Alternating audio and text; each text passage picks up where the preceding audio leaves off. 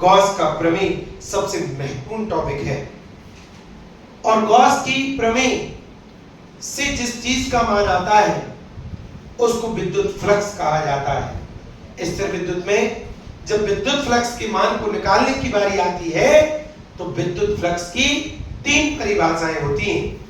पहली परिभाषा, विद्युत क्षेत्र में उपस्थित कुल विद्युत बल रेखाओं की संख्या को विद्युत फ्लक्स कहते हैं और इसको काय से दर्शाते हैं, phi से दर्शाते हैं। अर्थात किसी विद्युत क्षेत्र में जितनी विद्युत बल रेखाएं हैं उनकी कुल संख्या को ही उस विद्युत क्षेत्र का विद्युत फ्लक्स कहा जाता है। पहली परिभाषा बहुत सिंपल मेरे बच्चों, किसी विद्युत क्षेत्र में जितनी विद्युत बल रेखाएं हैं उनकी कुल संख्या को हम विद्युत फ्लक्स कह रहे हैं। दुनिया वाले कहने लगे जब हमारे पास चित्र होगा, हमें विद्युत बल रेखाएं दिखाई देंगी तब हम उनकी संख्या निकाल पाएंगे, लेकिन हमें तो वो दिखाई नहीं दे रही। कौन? विद्युत बल रेखाएं। जब वो दिखाई नहीं दे रही, कौन? विद्युत बल रेखाएं, तो फिर हम उनकी संख्या भी निकाल नहीं सकते। तो फिर वैज्ञानिक ने कहा उसका चलो हम एक आंकिक मान निकालते हैं।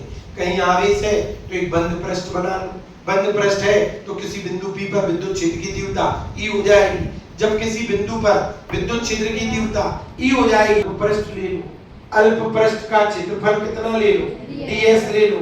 इसके 2 घटक कर दो, एक कर दो ds sin थीटा, दूसरा कर दो ds cos थीटा। चूंकि हमें उस बंद पृष्ठ की विद्युत बल रेखाएं निकालना है तो वैज्ञानिक ने कहा आप अल्प पृष्ठ की विद्युत बल रेखाएं निकाल दो।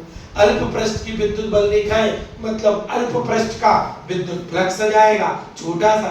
वही वाली बात है, छोटी छोटी गैया, छोटे छोटे ग्वाल और छोटो सुमेरो मदन गोपाल। मतलब छोटा सा पृष्ठ है तो छोटा सा फ्लक्स आएगा, छोटी सी विद्युत बल रेखाएं आएंगी। जब छोटी सी विद्युत बल रेखाएं निकालना है तो आप उस छोटे से पृष्ठ का ds cos थीटा और विद्युत क्षेत्र का क्या कर दो? गुणा कर दो। तो उस छोटे से पृष्ठ की कौन आ जाएंगी? विद्युत बल रेखाएं। तो उस छोटे से पृष्ठ का क्या आ जाएगा? हमें पूरी पृष्ठ का चाहिए तो आप इसका क्या कर दीजिए? दूसरी परिभाषा प्राप्त हो गई, किसी विद्युत क्षेत्र का विद्युत फ्लक्स पृष्ठीय समाकलन E ds cos थीटा के बराबर होता है। आप इसका मात्रक भी निकाल सकते हैं। विद्युत क्षेत्र की तीव्रता का मात्रक न्यूटन प्रति कूलम और क्षेत्रफल का मात्रक क्या हो गया? Metre square. तो आ गया न्यूटन प्रति कूलम मीटर स्क्वायर। यहां तक दुनिया में खोज हो चुकी थी। कुछ लोग चिल्ला रहे थे किसी विद्युत क्षेत्र में उपस्थित कुल विद्युत बल रेखाओं की संख्या को विद्युत फ्लक्स कहते हैं। कुछ चिल्ला रहे थे पृष्ठीय समाकलन E ds cos थीटा को तो गॉस नाम जब विद्युत फ्लक्स आ चुका था, किसी विद्युत क्षेत्र में उपस्थित कुल विद्युत बल रेखाओं की संख्या को विद्युत फ्लक्स कहते हैं। पृष्ठीय समाकलन E ds cos थीटा को विद्युत फ्लक्स कहते हैं। गॉस बहुत दूर से देख रहा था और सोच रहा था कि मैं भी बताऊंगा। उसकी अपनी स्टाइल थी, उसने भी काय का मान बताया, लेकिन उसके अनुसार उसने जो कहा वो ध्यान से सुनो। गॉस की प्रमेय के अनुसार किसी बंद पृष्ठ में उपस्थित कुल विद्युत फ्लक्स का मान उस बंद पृष्ठ में उपस्थित कुल आवेश के 1/ε0 गुना होता है। मतलब गॉस नाम के वैज्ञानिक ने एक शर्त लगा दी कि बंद पृष्ठ का होना बहुत बहुत जरूरी है। सोचने वाली बात यह है, हम भी सोच सकते हैं कि आवेश के चारों ओर अगर बंद पृष्ठ नहीं होगा तो बोलिए क्या विद्युत क्षेत्र हो सकता है? और विद्युत क्षेत्र नहीं होगा तो क्या विद्युत बल रेखाएं होंगी? और क्या विद्युत बल रेखाएं अगर नहीं होंगी तो क्या विद्युत फ्लक्स होगा?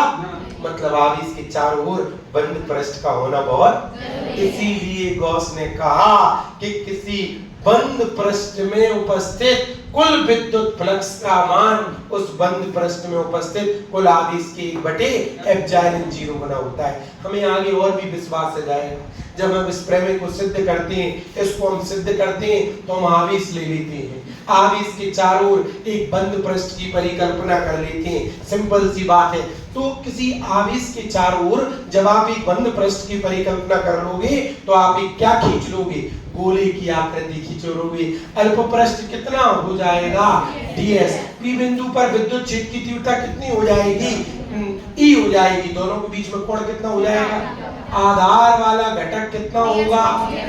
बस अब आप विद्युत फ्लक्स की परिभाषा लगा सकते हो, क्योंकि पूर्व में हम सिद्ध करवा चुके हैं इसी वीडियो में कि विद्युत फ्लक्स बराबर पृष्ठीय समाकलन ds cos थीटा। अब आप ds cos थीटा को देखोगे तो इसी के ऊपर आएगा, या पृष्ठ सबसे ज्यादा चाहिए तो थीटा इक्वल टू 0, तो cos 0 का मान मेरे बच्चों कितना हो जाएगा? 1 हो जाएगा। cos 0 का मान 1 हो जाएगा। तो यहाँ पर विद्युत फ्लक्स E को कांस्टेंट है, कहाँ निकाल दीजिए? बाहर। बचा कौन? ds। अब ध्यान से देखना है, किसी बिंदु आवेश के लिए किसी बिंदु P पर जो r दूरी पर है विद्युत क्षेत्र की तीव्रता का मान हमने सिखाया है 1/4 pi epsilon not q equal to 0 degree हो गया, cos 0 का मान 1 हो गया, E कांस्टेंट है, बाहर निकाल दिया, पृष्ठीय समाकलन ds। किसी बिंदु आवेश के लिए किसी बिंदु P पर विद्युत क्षेत्र की तीव्रता होती है E बराबर 1/4 पाई एप्सिलॉन 0 q/r², एवं बंद पृष्ठ का क्षेत्रफल जिसे आप क्या कहते हैं? गॉसियन पृष्ठ का क्षेत्रफल। सिंपल सी बात है। कैसे नजर आ रहा है?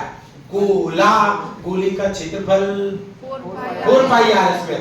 E का मान रख दीजिए और ds का मान रख दीजिए। सिंपल सी बात है। जब E और ds का मान रखेंगे तो बस आपकी मंजिल दूर नहीं। E का मान रखेंगे तो 1/4 पाई एप्सिलॉन नॉट q/r²। पृष्ठीय क्षेत्रफल का मान रखेंगे तो 4 पाई r² से r², 4 पाई से 4 पाई कट गए। आहा, यही गॉस का प्रमेय है। अर्थात किसी बंद पृष्ठ में उपस्थित कुल विद्युत फ्लक्स का मान उस बंद पृष्ठ में उपस्थित कुल आवेश के